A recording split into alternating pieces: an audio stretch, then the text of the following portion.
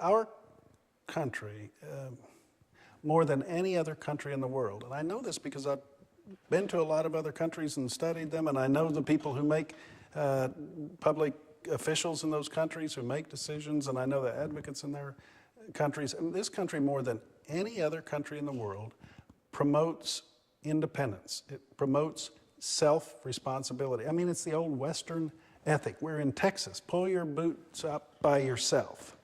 You know, that doesn't work necessarily for people with disabilities because I can't pull my darn boots up. But I can do it virtually.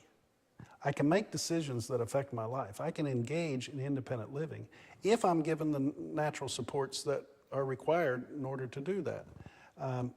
And this country is, you know, example after example of helping to encourage people to help themselves. And if there's no better example of that in our history, at least not in our recent history, of people working to help themselves than the movement of people with disabilities to pass the Americans with Disabilities Act, to create centers for independent living that are run by people with disabilities for people with disabilities, to work with public authorities to make sure transportation is accessible to all.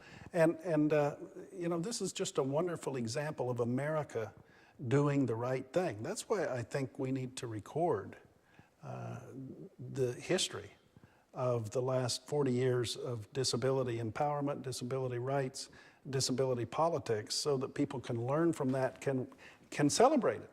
It's all about learning and celebrating. And you know, there will be a point in time in history when another movement will need the lessons we have to teach. So let's teach them.